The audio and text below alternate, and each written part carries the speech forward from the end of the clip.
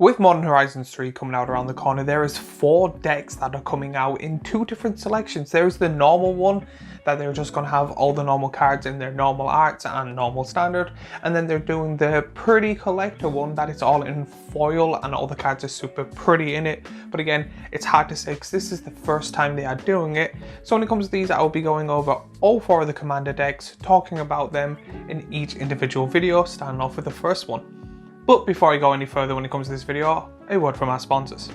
The sponsor of this video is me. I have started an Etsy page where I'm going to try and be selling clothes that I've designed, thought would be funny, thought would be cool, thought would be amazing on people's bodies. So I literally spent maybe a month or 2 looking at different resources and stuff to come up with the nicest clothes I could possibly find, with the coolest designs that I have done myself, with stuff like playmats, hoodies, t-shirts. I'm going to try and do phone cases. They're harder than I thought, but I do think that it is a really good thing to actually put into. So if you would like to help me out or help the channel out, please go onto my Etsy. It will be linked down below and you'll be able to find very nice clothing and also be supporting the channel. So links down below, and also if there's any other designs, I will be putting on any of my social media, so please follow me there as well. So now that the deck list is out online, I thought I'll go over the entire deck, starting off with the commander, then the sub-commander, going through each individual card types, like creatures, artifacts and stuff like that, give my thoughts and opinions and telling you the best cards that are in this deck to help you decide if you want to buy this deck or not. So the commander of the first deck I'm going over is Dissa the Relentless. For 2 black, red and a green, you get a legendary creature, Human Scout, that is a mythic. Whenever a Lagair Gorgoth permanent card is put into your graveyard from anywhere other than the battlefield, put it onto the battlefield. Whenever 1 more creatures you control deal combat damage to a creature, create a Taramagorgoth token, and it is a 5/6. So when it comes to this commander, it comes with a token, and that token is Taramagorgoth. It's a legendary Lilligorth that is a common.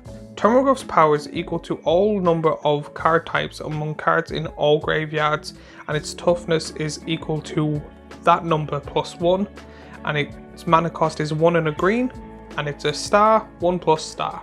So this deck seems to be quite obvious. It's to play these off this. I don't know how to pronounce the word, so again, if that annoys you, I apologize. I'm going to be butchering a lot of names when it comes to this deck. To be honest, I do find this a really weird but also a really good commander. It comes with its own specialized token that has been in Magic the Gathering for very, very long. The character, the commander itself, is a person that has got cards before, or we know from the story from years back. So the fact that they're back is also really good.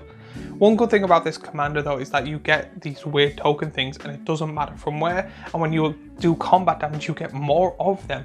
I absolutely love this card, and I do see it to be a very weird but unique commander. But as always with a commander, there is a sub-commander, and the sub-commander of this deck is Korum the Undertaker. For 1 black, red and a green, you get a legendary creature, Human Warrior, that is a mythic. Korum the Undertaker gets +X/+0, where X is the greatest power among creature cards in all graveyards. Whenever Korumgurg attacks, each player mills a card. During each of your turns, you may play a land and cast a spell from among cards in graveyards that were put there from the library this turn, and is a 0/5. 4 mana for a 0/5 is very, very weird. However, it can be very, very powerful.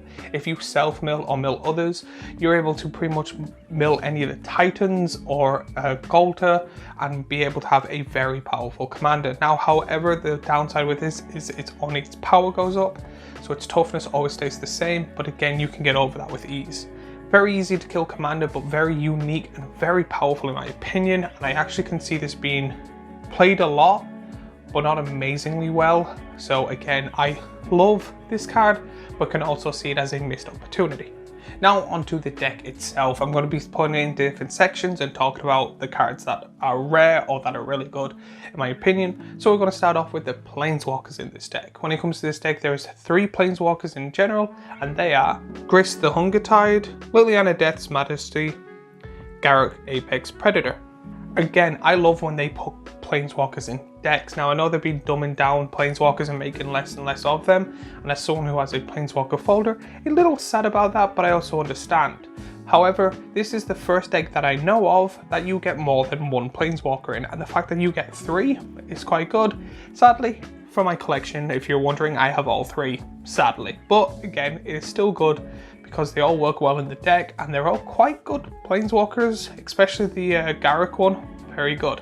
Now we are going on to the creatures in this deck. When it comes to this deck, there's 31 in total, but you get creatures like Ignoble Hierarch, Barrow-Gorath, Gluttonous Hellkite, Polygyrath, Savannah Heart of the Wilds, Exterminate Margasht, Lurgoth, Mondavor, Pyrogoth, Sawhorn Nemesis, Siege Gang Lieutenant, Bloodbraid Challenger, Infested Thyrax, Jundi the Midnight Sky, Necrogoth, Isni Thousand Eyes, Zaitora the Incarnator, Broodmate Tyrant, Archon of Cruelty. Again, you get a lot of the Goths, whatever you want to call them, that are really, really good, and you get a new 1 or 2, I think. I could be wrong there, but the whole point of this deck is to get them and be able to do crazy stuff. Again, I really like this. This feels more of a Yu-Gi-Oh deck in my opinion than a Magic deck, but that's why I kind of like that. I like when they try and do stuff differently. Plus you get a bunch of other really good and powerful creatures in this deck. Now we're going on to the spells. This is the instants and sorceries of this deck. In this video you get a total of 14 in general, and you get Corrigan's Command, Maelstrom Pulse, Tempt the Mayhem, Sandra's Ignition, Final Act, Find/Fatality. With both commanders, I didn't really think the spells was going to be the strongest, and I was correct there. There is some few good ones, but again, it's not a very instant or sorcerer heavy deck, and again, when it comes to these decks, there's always going to be a weaker point because it's not like a CDH deck. But I'm not complaining about that, that's how the decks run. But I know when it comes to this, it's the lands or the spells that are going to be the weakest point.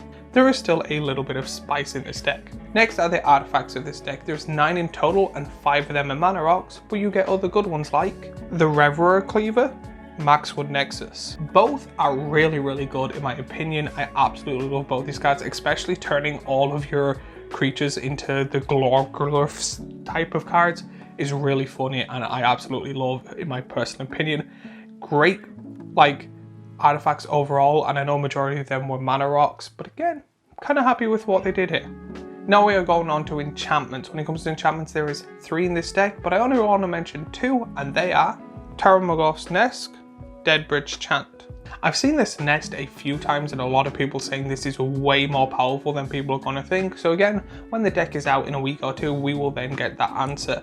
When it comes to enchantments, I thought there would be a little bit more spice. However, because this is a creature heavy deck, I know that there's going to be not many of the other types of cards. So again, they're completely fine for what they do, and I'm not complaining. This is like kind of perfect, maybe a little bit more than I would like, but again, we're going on to the final bit now. When it comes to lands in this deck, there's 39 in total, but you get lands like Cinderglade, Kessig Wolfrun, Raging Ravine, and Smothering Marsh. So just a little way of how I explain how I do things when it comes to this video. I usually write the script, break it down, talk about it, and then go on to the next one. However, because of the way my timeline is done, I've had to write all 4 scripts at once. So when it comes to this, I was originally going to be like, the lines are fine, not for the collectors, for the normal one, depending on the price of how you buy it, they're okay to fine. However, looking at the other decks, not really happy. In the other decks, you get the lands that they tap for a colorless, but if you put in 1 mana of the 2 colors, you get a choice of the 2 colors you want.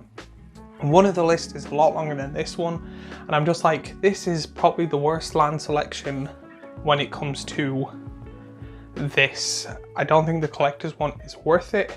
The lands are okay for the normal one, but I do find because they're putting in the GRUPS type of cards in that are worth a bit of money, that they've kind of then took out the money when it comes to the lands. However, with how, they always say the secondary market, they don't base it on, but some of the decisions they make, you kind of question that. So I do find that if they're not doing it, putting in better lands would not make a difference. Again, it would have probably upped the price of the decks and more people would want it. However, they were like, we need to keep it on the budget of how the deck's going to cost, because we don't want people to buy the deck and then sell it in parts for more money.